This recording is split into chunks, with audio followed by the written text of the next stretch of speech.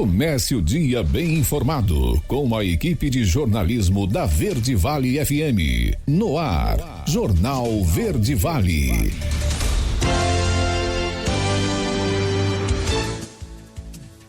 Seis horas e 37 minutos. Olá, muito bom dia para você. Estamos começando pela Verde Vale FM, uma emissora do Sistema Verde Vale de Comunicação. Mais uma edição do Jornal Verde Vale. Hoje é terça-feira, 20 de agosto do ano de 2024. Comigo aqui na bancada, Daliana Oliveira, muito bom dia. Um ótimo dia para você, Wesley, um ótimo dia para você também que acompanha a programação da 103,7, a rádio número 1 da região. Agora você confere os destaques das últimas 24 horas. Jornal Verde Vale. Projeto que renegocia dívidas dos estados impulsiona endividamento público com impacto nos juros, é o que afirmam economistas. Proteção do trabalhador contra a automação, contrato intermitente, pauta da semana do STF tem temas trabalhistas. Ministério da Saúde negocia compra de vacinas contra a Mpox. Primeiro no Brasil, Batalhão Maria da Penha de Goiás monitora mais de 97 mil medidas protetivas em 2024. Lobby da indústria emplaca PL para liberar cigarros eletrônicos. 5G chega a mais 4 cidades goianas e cobertura já alcança metade da população do estado. Receita Federal vai monitorar depósitos e saques de criptomoedas. Os detalhes destas e outras notícias você vai conferir a partir de agora aqui no Jornal Verde Vale. A notícia em primeira mão. Jornal Verde Vale. Jornal Verde Vale. Verde Vale.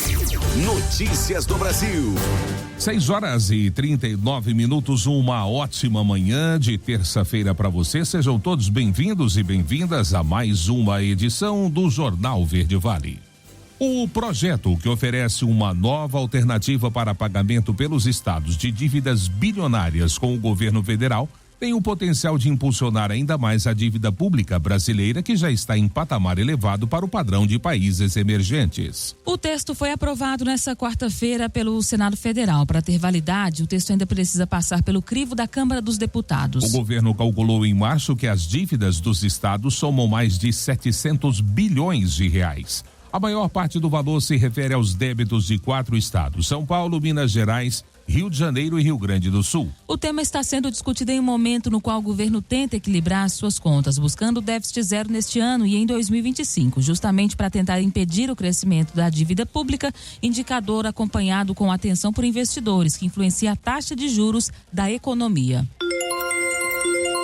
E o Supremo Tribunal Federal começará a analisar a ação que discute diante de uma pretensa demora do Congresso Nacional em fazer uma regulamentação os direitos dos trabalhadores à proteção frente à substituição do trabalho humano por atividades automatizadas. Esse tema é o primeiro item da pauta da sessão da quarta-feira. Amanhã, na ocasião, os ministros ouvirão os argumentos dos advogados envolvidos nos processos, mas a apresentação dos votos ficará para uma sessão posterior, ainda a ser marcada. O plenário também pode analisar processos sobre a validade do contrato de trabalho intermitente e a ação que questiona a mudança no regime de trabalho dos servidores promovida pela reforma administrativa do governo Fernando Henrique Cardoso em 1999. A pauta da corte também inclui 3 ações que discutem o contrato de trabalho intermitente. Criado a partir da reforma trabalhista de 2017, essa modalidade de vínculo prevê que os períodos de trabalho, horas, dias e meses, não são contínuos. Na prática, os períodos de atividade alternam-se com os de inatividade, sem uma frequência definida previamente. 6h41, já que estamos falando de Supremo Tribunal Federal, o ministro Luiz Roberto Barroso chamou os presidentes do Congresso, Lira e Pacheco, para discutir o impasse sobre emendas naquela Casa de Leis. A matéria é de Yuri Hudson. O presidente do Supremo Tribunal Federal, Luiz Roberto Barroso, convidou para um almoço os chefes da Câmara e do Senado nesta terça-feira em Brasília. O encontro ocorre em um momento de mal-estar político entre o STF e o Legislativo após a decisão da Corte de suspender a execução de emendas impositivas. A medida foi tomada pelo ministro Flávio Dino a partir de uma ação proposta pelo PSOL. O magistrado determinou o congelamento do pagamento das emendas até a adoção de critérios para garantir a transparência na destinação de recursos públicos através dos parlamentares. O almoço é uma tentativa de amenizar o clima de embate. O deputado Chico Alencar, do PSOL, defendeu a decisão tomada por Dino a pedido do seu partido. O entendimento de que o parlamentar tem como função principal do seu mandato a dotação de emendas parlamentares, a nosso juízo, isso é uma posição do PSOL, é um equívoco. Nosso papel não é ser uma unidade orçamentária da União.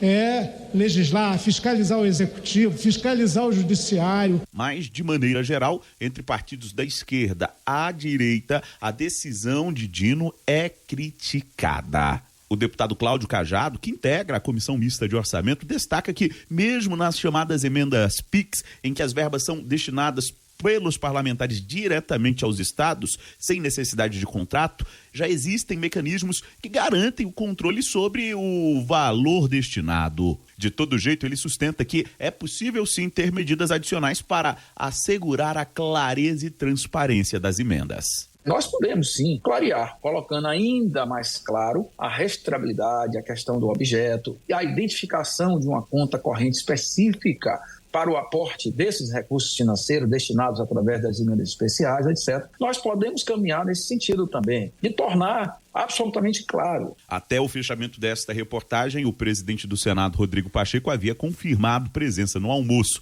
Já Arthur Lira não tinha sinalizado se iria comparecer.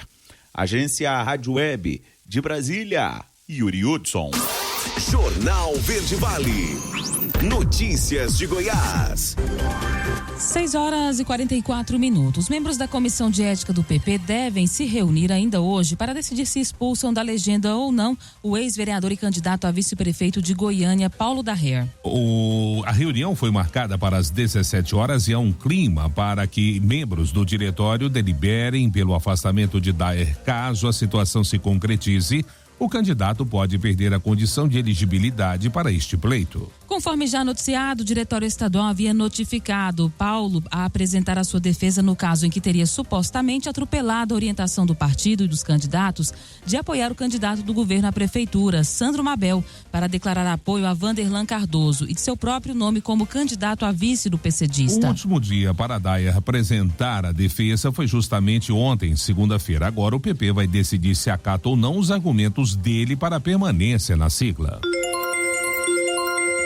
A dívida da Prefeitura de Goiânia com o Hospital de Câncer Araújo Jorge já se aproxima de 45 milhões de reais, montante que não contempla juros e correção monetária. Segundo o diretor de Relações Institucionais da Associação de Combate ao Câncer em Goiás, mantenedora do Hospital de Câncer Araújo Jorge, Dr. Jarlis Benevides, esses valores são referentes a repasses do SUS, emendas estaduais e federais e processos administrativos. Jales explicou que por conta dos atrasos nos repasses, a unidade de saúde fecha as contas com 4 milhões de reais negativos todos os meses. Segundo o presidente da Associação de Combate ao Câncer de Goiás, Alexandre Meneghini, a falta dos repasses dos recursos ameaça a continuidade dos tratamentos e eleva os riscos de uma paralisação completa das atividades, algo que afeta diretamente os inúmeros pacientes que dependem dos serviços prestados pelo Araújo Jorge. Cerca de 90% da receita da unidade de saúde é contratualizado com a Secretaria Municipal de Saúde de Goiânia. Hoje, o hospital é responsável por quase 70% do atendimento oncológico de Goiás.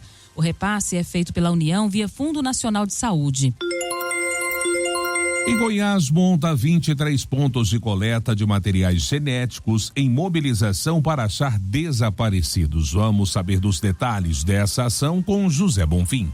Em Goiás já foram cadastrados materiais genéticos de 700 familiares de pessoas que estão desaparecidas. O trabalho faz parte da Política Nacional de Busca de Pessoas Desaparecidas, instituída por uma lei de março de 2019. Todas as informações são compartilhadas e cruzadas com o Banco Nacional de Perfis Genéticos do Ministério da Justiça e Segurança Pública. Dados do governo federal apontam que entre 2017 e 2023, mais de 23 mil pessoas desapareceram em Goiás, uma média de 9 desaparecimentos por dia. No mês de agosto, é feita uma mobilização nacional de identificação. A perita criminal e coordenadora do Laboratório de Biologia e DNA Forense da Polícia Científica Goiana, Larissa Silva de Andrade Bezerra, afirma que o estado é o terceiro em número de identificação no país. A gente tem os dados do anuário que traz os dados de Goiás. Hoje Goiás tem uma quantidade muito grande ainda de pessoas desaparecidas. O nosso banco de perfis genéticos tem mais de 800 cadastros não identificados. A gente já tem mais de 700 pessoas desaparecidas cadastradas no banco. E a gente sabe que a gente ainda tem uma quantidade muito maior para cadastrar. As coletas podem ser feitas tanto na capital como também em cidades do interior. Isso. O ideal é que eles procurem uma unidade da Polícia Técnico-Científica. Nós estamos em 23 cidades no estado de Goiás. E aí, em um parente de primeiro grau, com o seu documento de identidade, tem que ter um registro de desaparecimento. Com esse registro de desaparecimento, a gente pode já fazer a coleta de DNA. Caso não tenha o registro de desaparecimento ou alguma outra dúvida, alguma outra situação, pode procurar também uma delegacia de polícia, a Polícia Civil, que eles vão dar toda a assessoria e encaminhamento para o órgão da perícia. A preferência é que familiares de primeiro grau da pessoa desaparecida, como pai, mãe biológicos, filhos e irmãos, façam a coleta de materiais. Também é importante, caso possua, que sejam levados objetos de uso exclusivo da pessoa desaparecida, como escova de dente, aparelho de barbear ou amostras, como dente de leite e cordão umbilical, pois esses itens podem conter material genético valioso para a investigação. Os 23 pontos de coleta podem ser consultados no site policiacientifica.go.gov.br. José Bonfim, CBN, Goiânia. Jornal Verde Vale. Esportes. 6h49. E o Flamengo está muito próximo de contratar o centroavante Dario Benedetto, que está livre no mercado. Essa informação é do jornalista Júlio Pavone, da TIC Sports. Tite, treinador do Flamengo, teria ligado para o staff do jogador e oferecido um contrato ao jogador de 34 anos. Benedetto teve como último clube o Boca Juniors, onde a segunda passagem foi de 2022 a 2024. Nesse período, ele marcou 26 gols em 95 jogos. E em um Real Madrid recheado de atletas, o brasileiro Endrick avalia os próximos passos a tomar na sua jovem carreira. Vendido para o clube espanhol quando tinha apenas 16 anos, o centroavante é uma das grandes promessas do futebol mundial, mas enfrenta uma disputa acirrada para conseguir minutagem na temporada. Diante da situação complicada, a joia brasileira não descarta empréstimo para outra equipe na próxima janela de transferências. Segundo o jornal espanhol AS, Endrick está focado no trabalho no Real Madrid e seu principal alvo é conseguir espaço e tempo de jogo com a equipe principal. No entanto, caso o brasileiro não consiga atingir a meta, uma reavaliação da sua situação será feita na janela de transferências do fim do ano. Jornal Verde Vale. Agronegócios. 6h50 e o mercado físico do boi gordo iniciou a semana com preços estáveis, com poucos negócios realizados acima da referência média. O analista da consultoria Safras e Mercado, Fernando Henrique Iglesias, destacou que o viés de alta persiste no curto prazo por conta da dificuldade na composição de escalas de abate para algumas indústrias, especialmente fora do estado de São Paulo. No território paulista, a presença significativa de animais de parceria, ou seja, os contratos a termos, tem oferecido uma relativa tranquilidade para os frigoríficos de médio e grande porte, resultando em uma menor pressão sobre as cotações. Confira as cotações médias da arroba do boi gordo no fechamento do mercado desta segunda-feira. Em São Paulo, R$ 238,22. Em Goiás, R$ 229,50. Minas Gerais, R$ 227,24. Mato Grosso do Sul, R$ 238,59. E em Mato Grosso, R$ 211,93. Apesar da estabilidade, o mercado observa com cautela os próximos movimentos, com a possibilidade de novas altas nos preços, à medida que as indústrias enfrentam dificuldades em manter as suas escalas de abate. A notícia em primeira mão. Jornal Verde Vale. Jornal Verde Vale. Verde Vale. Notícias do Brasil. 7h07, já de volta com o segundo bloco do Jornal Verde Vale.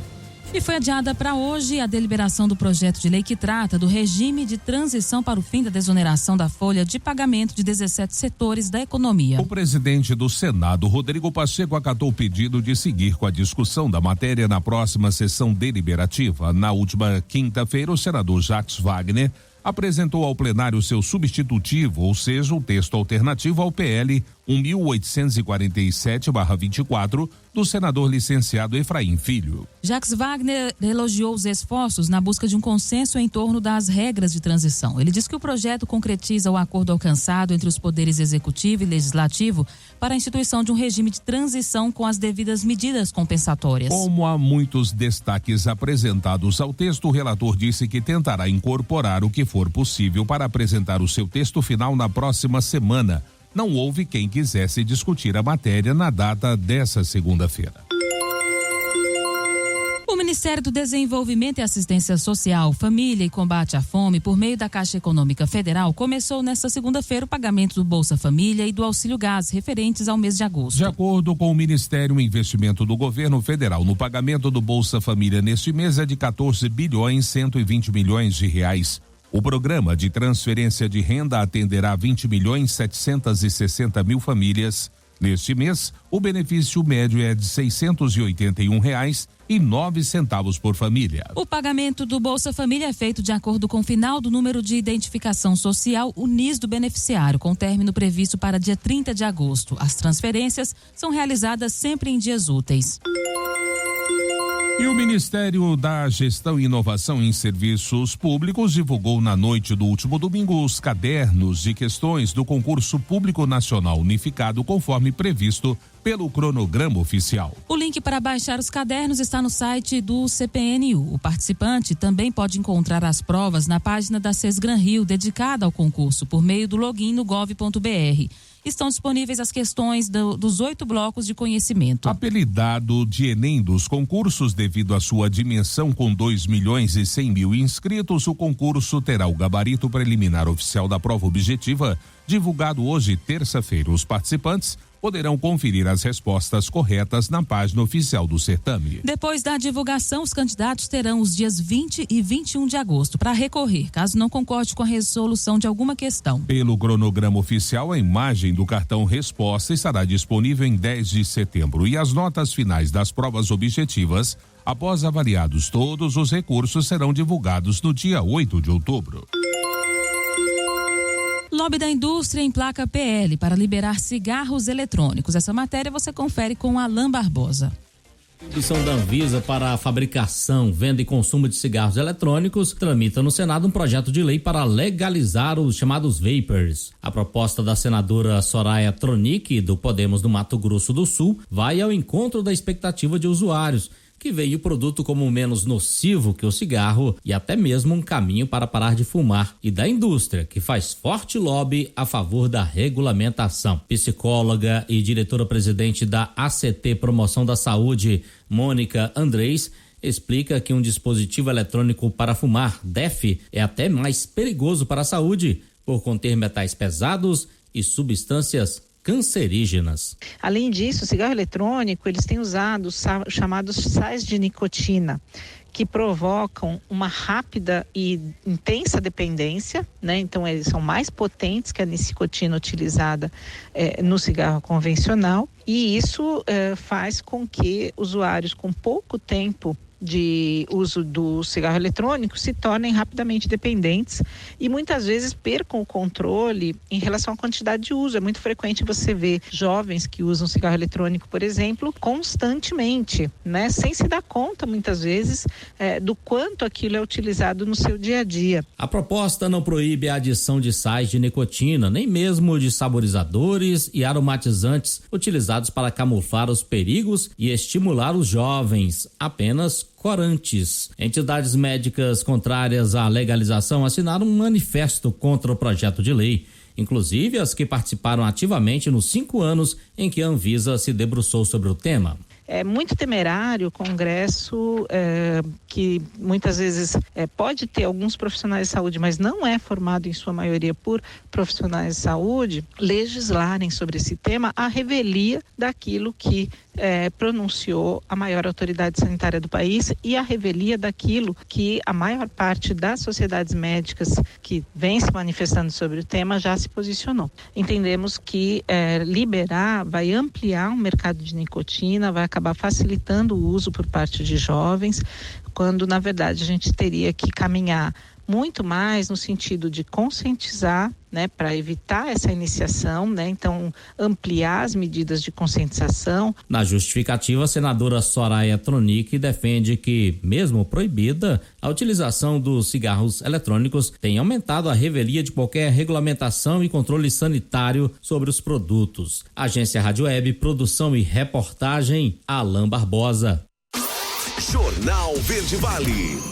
Notícias de Goiás. 7h12 e o sinal 5G de internet já ampliou a sua presença no Centro-Oeste ao expandir a cobertura em Goiás, incluindo agora as cidades de Águas Lindas, Cidade Ocidental, Valparaíso e Cidade de Goiás. Na cobertura de 5G na faixa padrão de 3,5 GHz, a operadora TIM chegou a 12 cidades atendidas no estado: Águas Lindas, Anápolis, Aparecida de Goiânia, Caldas Novas, Cidade Ocidental, Goiás, Goiânia, Goianira, Pirinópolis, Rio Quente, Trindade e Valparaíso de Goiás. Esses municípios da Liana concentram quase metade da população do estado, reunindo mais de 3 milhões de habitantes. De acordo com a consultoria Teleco, que mapeia dados de telecomunicações do Brasil, entre as 3 principais empresas que operam o 5G no país, Vivo, Claro e TIM, 26 municípios de Goiás são atendidos pela rede de 5ª geração, com a recente adição de Águas Lindas e Goiás fazendo esse número alcançar 28. E o Tribunal de Contas do Estado de Goiás começou o monitoramento junto com a Agência Goiana de Transportes e Obras, a Goinfra, para verificar o cumprimento do termo de ajustamento de gestão do Complexo Oncológico de Referência do Estado de Goiás. O TAG foi firmado para garantir a adequação das atividades desempenhadas pela autarquia na execução da obra do Cora. Os trabalhos foram abertos pelo conselheiro relator Sebastião TJ, que acompanhou a visita técnica à obra feita pela equipe de fiscalização designada pela portaria de número 48 da Secretaria de Controle Externo do TCE de Goiás. A portaria foi publicada no Diário Eletrônico de Contas. O monitoramento deve abranger os projetos, planilhas de orçamentos, memoriais de cálculos, cronogramas físico-financeiros, licenças e aprovações necessárias junto aos órgãos das esferas federal, estadual e municipal. Câmeras de monitoramento de 4 rodovias estão desligadas há 5 anos. Os detalhes dessa reportagem com Sabrina Vilela. Câmeras de monitoramento instaladas em 4 rodovias estaduais estão desligadas há 5 anos. A situação veio à tona depois que a DICT pediu à Goinfra acesso às imagens da GO 020, no trecho onde em julho o motorista de um veículo de luxo atropelou e matou um vigilante que estava indo para o trabalho, para tentar identificar a dinâmica do crime. No ano de 2017, o governo estadual fez a instalação de 35 câmeras nas rodovias GO 020, 040, 060 e 403 para flagrantes de infrações, roubos e acidentes. Em 2019, o contrato foi encerrado. De acordo com o professor doutor em Geografia, pesquisador sobre mobilidade, transportes e cidades, Vinícius Pouzin Durciac, as câmeras estarem desligadas desde 2019 favorecem o perigo nas estradas. Um vetor que vai favorecer e aumentar o número de sinistros e acidentes ou qualquer tipo de...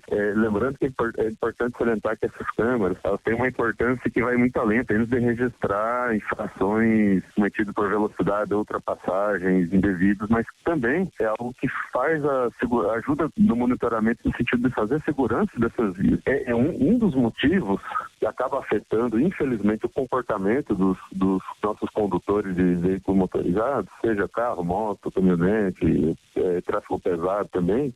A gente sabe que a presença de radares, câmeras funcionando, fiscalização, inibe muito aquele comportamento de sempre causar uma infração, de passar um pouquinho do excesso de velocidade. A assessoria da Goinfra, Agência Goiana de Infraestrutura e Transportes, informou por meio de nota que o contrato de videomonitoramento assinado em 2014 foi encerrado no ano de 2019. Os equipamentos são de responsabilidade responsabilidade da antiga contratada, que não os retirou, mesmo após a comunicação da Goinfra. A autarquia desconhece os motivos da não retirada dos equipamentos. No momento, não existe contrato com essa finalidade. Ainda de acordo com o órgão, é a atribuição da Goinfra a fiscalização das leis de trânsito em rodovias estaduais. Isso inclui o uso de equipamentos eletrônicos para o controle de velocidade. Sabrina Vilela, CBN Goiânia. Jornal Verde Vale. Esportes. 7h17. E o técnico Lionel Scaloni anunciou nesta segunda-feira jogadores convocados para defender a seleção argentina nos duelos contra Chile e Colômbia pelas eliminatórias sul-americana da Copa do Mundo 2026. O principal destaque da convocatória ficou com a ausência de Lionel Messi, que se recupera de lesão no tornozelo. A Argentina enfrenta Chile e Colômbia nos próximos dias 5 e 10 de setembro, respectivamente. Além de Messi, Alcunha, Palácios e Ângelo Correia também chamaram a atenção. Messi ainda se recupera de lesão no tornozelo sofrida na final da Copa América. A última vez que a Argentina ficou sem o camisa 10 em março deste ano, nos amistosos contra El Salvador e Costa Rica. E a Fórmula 1 retoma as atividades com o Grande Prêmio da Holanda após um mês de pausa nas corridas. No entanto, os pilotos terão mais um mês de descanso ainda nessa temporada, pois haverá um intervalo de 28 dias de intervalo entre a 18ª e a 19ª etapa da Fórmula 1. O GP da Holanda no circuito de Zandorf será a 15ª etapa da temporada e ocorre a partir desta sexta-feira. A próxima pausa da Fórmula 1 será após o Grande Prêmio de Singapura na sexta-feira, 22 de setembro, para voltar com o Grande Prêmio dos Estados Unidos no dia 20 de outubro, uma sexta-feira. O intervalo entre as corridas ocorre devido a uma mudança na data para a corrida no Catar. Inicialmente, ela deveria ser realizada no dia 6 de outubro, que seria 2 semanas depois da etapa em Singapura. Contudo, questões climáticas e contratuais provocaram a alteração e a corrida no país do Oriente Médio só será realizada no início do mês de dezembro. Logo, o GP do Catar será a 23ª e penúltima etapa da temporada da Fórmula 1, que terá 2 pausas. Faltam 10 corridas para a Fórmula 1 encerrar as atividades por completo no ano de 2024. Jornal Verde Vale. Agronegócios. E o mercado brasileiro da soja registrou mais um dia de lentidão, com poucos negócios realizados, especialmente com o pagamento alongado nos portos. Produtores mantiveram-se afastados, segurando seus produtos e buscando especular diante da grande disparidade entre as pontas. Confira como ficaram os preços da saca de soja nesta segunda-feira. No Porto de Rio Grande, o preço recuou de R$ 129 para R$ 128. Em Cascavel, no Paraná, o valor da saca se manteve em R$ 121. No Porto de Paranaguá, também no Paraná, houve uma leve alta de 127 para R$ 128. Em Rondonópolis, Mato Grosso, a saca ficou estável em R$ 121. Em Dourados, Mato Grosso do Sul, o preço também permaneceu inalterado em R$ 116. E em Rio Verde, aqui em Goiás, houve um aumento de 118 para R$ 120. Os contratos futuros da soja na Bolsa de Mercadorias de Chicago fecharam esta segunda-feira em alta, após atingirem o menor patamar em 4 anos na semana anterior. O mercado começou a semana com uma recuperação técnica em meio a um movimento de cobertura de posições vendidas. Os agentes estão se posicionando frente ao início do Crop Tour da ProFarm, com atenção voltada para a confirmação das estimativas de rendimentos para a safra americana. A previsão de clima seco na região central do cinturão produtor americano também ajudou na recuperação das cotações. Jornal Verde Vale. Verde Vale. Notícias do Brasil.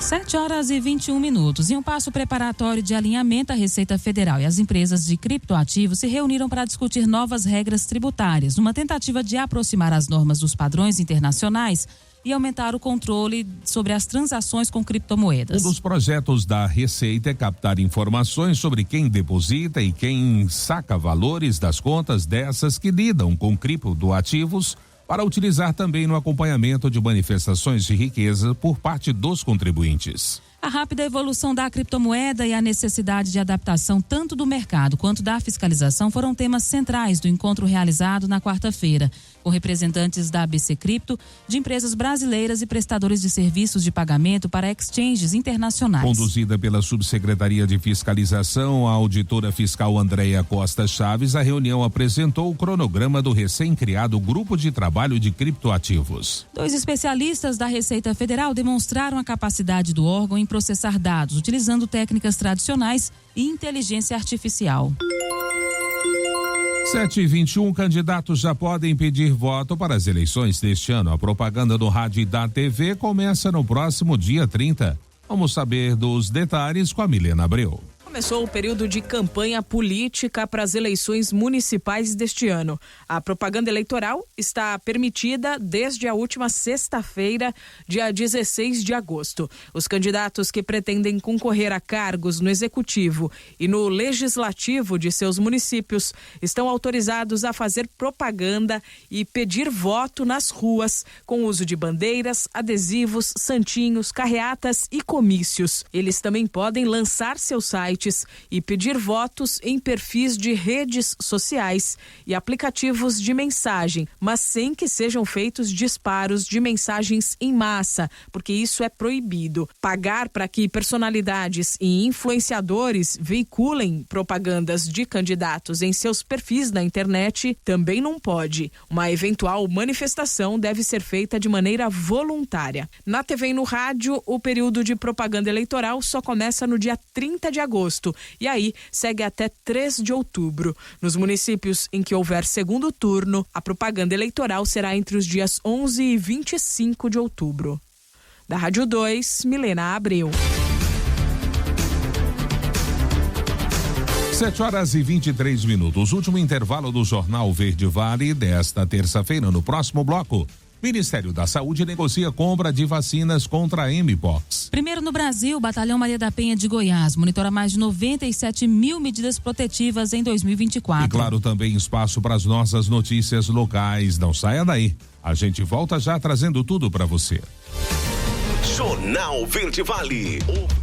Jornal Verde Vale. Verde Vale. Notícias do Brasil. 7h31, já de volta com o Jornal Verde Vale desta terça-feira.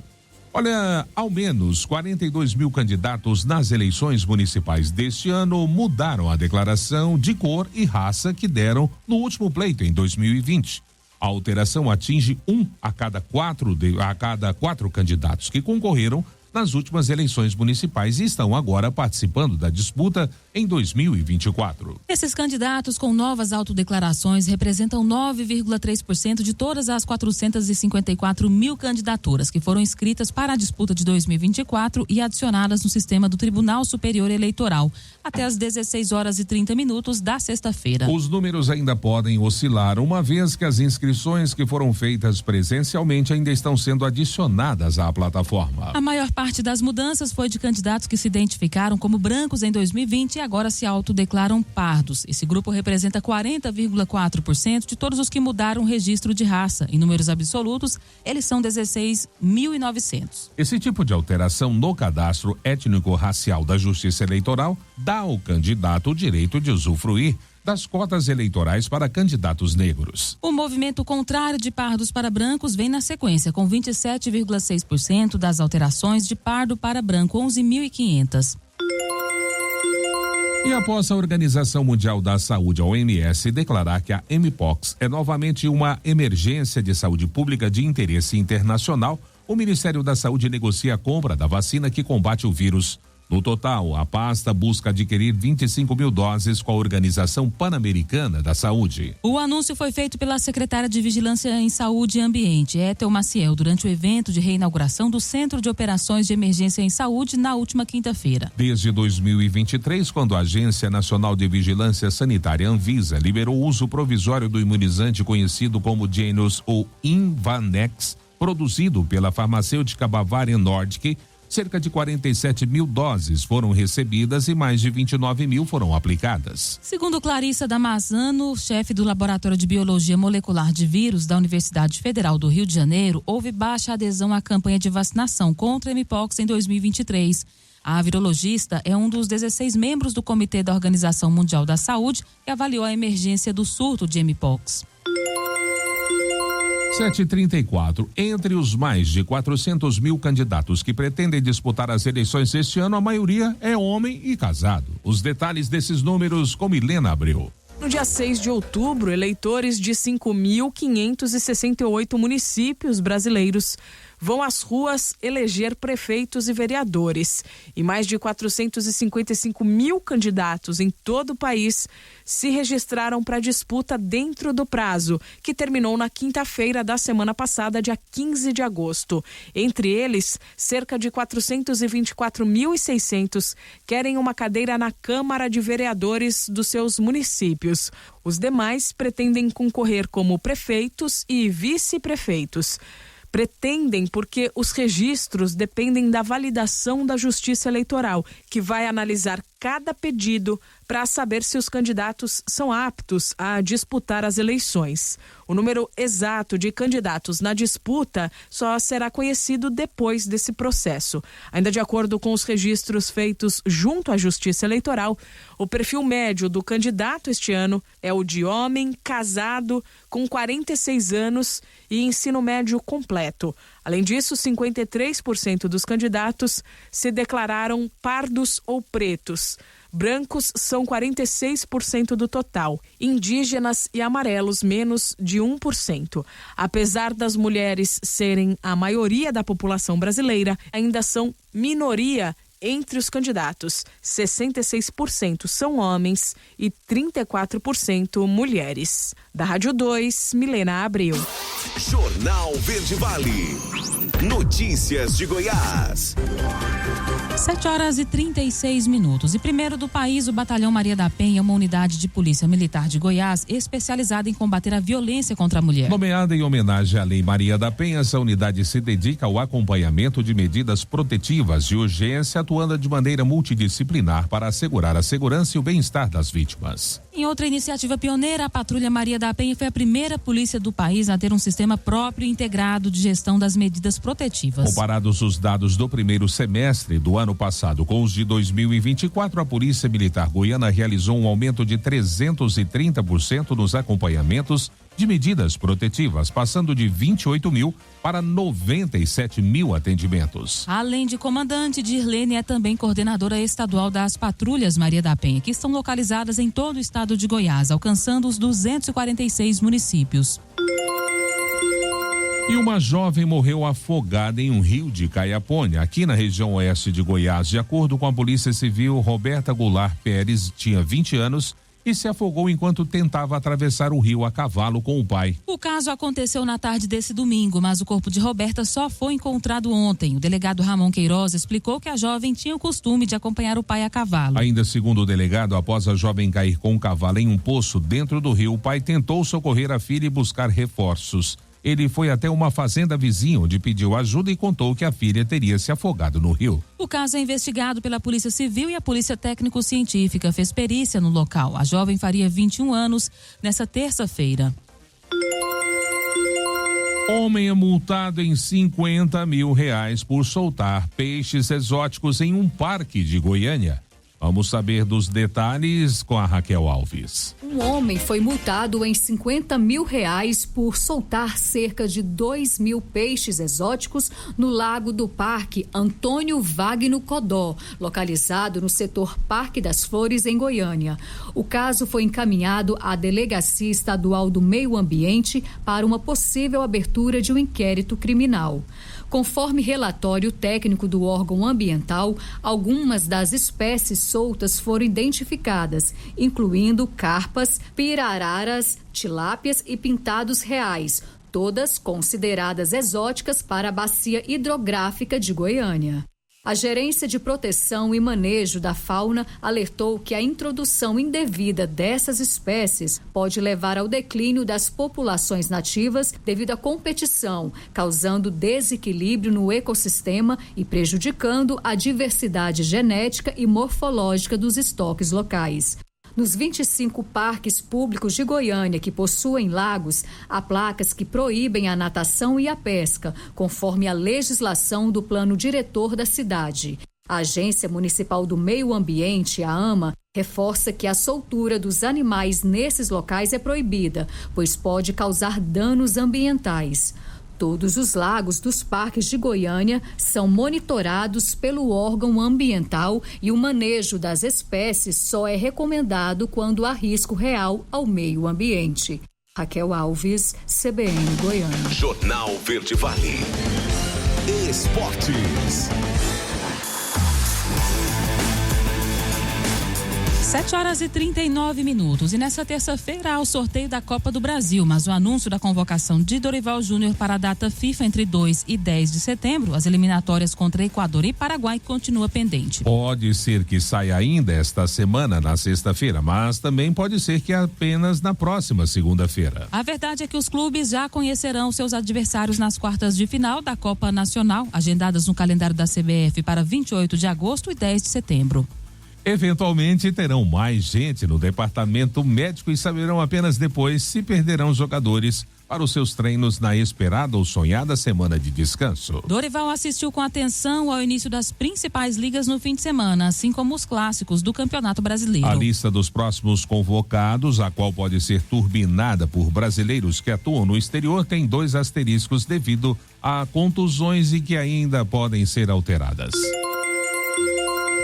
E falando em Brasileirão, Vitória e Cruzeiro empataram por 2-2 no Barradão, em Salvador, o jogo do Campeonato Brasileiro, mas a partida ficará marcada por um golaço. O Leão vencia por 1-0 com gol de pênalti de Osvaldo, quando Alejandro marcou um dos gols mais bonitos da temporada do futebol nacional. O empate teve gosto de derrota para os donos da casa, que tiveram Neres expulso no primeiro tempo e sofreram a igualdade na etapa final, com 2 gols de Dineno para a Raposa. O jogo fechou a 23ª rodada. Mas o 2-2 foi suficiente para manter o Vitória fora da zona do rebaixamento. O Leão tem 22 pontos e é o primeiro time fora do Z4. O Cruzeiro é o 7º com 37 pontos. Jornal Verde Vale. Agronegócios. 7h41. As importações chinesas de milho somaram 1,09 milhão de toneladas em julho de 2024, um avanço de 18,5% ante junho e 34,9% abaixo de julho do ano passado, de acordo com dados divulgados pelo Departamento de Alfândegas da China. Em termos de valores, as importações de milho no período totalizaram 199,88 milhões de dólares no mês passado. Nos 7 primeiros meses do ano, a China importou 12,13 milhões de toneladas do cereal, um recuo de 11,5% na comparação anual. Segundo o HAC, a China importou 9,85 milhões de toneladas de soja no 7º mês do ano, uma baixa de 11,34% em relação ao mês anterior e de 2,1% a mais ante o volume de julho de 2023. Em relação ao derivado da oleaginosa, os chineses importaram 20 mil toneladas de óleo de soja em julho, ante 30 mil toneladas no mês passado, segundo o CAC. Recorde, exportações do agronegócio brasileiro chegam a 15,44 bilhões de dólares em julho. Os detalhes com Bianca Mingotti. As exportações do agronegócio brasileiro atingiram 15,44 bilhões de dólares em julho de 2024, um recorde histórico para o mês. Segundo o Ministério da Agricultura e Pecuária, MAPA, foi registrado um crescimento de 8,8% em comparação ao mesmo mês do ano passado. De acordo com o MAPA, os principais setores que contribuíram para esse patamar foram soja, carnes e café, que juntos representaram 82,5% das exportações do agronegócio no mês de julho. As exportações de carnes tiveram um crescimento expressivo de 19,2%, com ênfase na carne bovina e suína, e a China se destacou como o principal destino da carne bovina brasileira, bem como da soja. As exportações de carne bovina em julho de 2024 atingiram 1,14 bilhão de dólares, com 265,7 mil toneladas exportadas. No acumulado de janeiro a julho de 2024, as exportações do agronegócio totalizaram 97,8 bilhões de dólares, outro recorde histórico para o período. Reportagem Bianca Mingotti.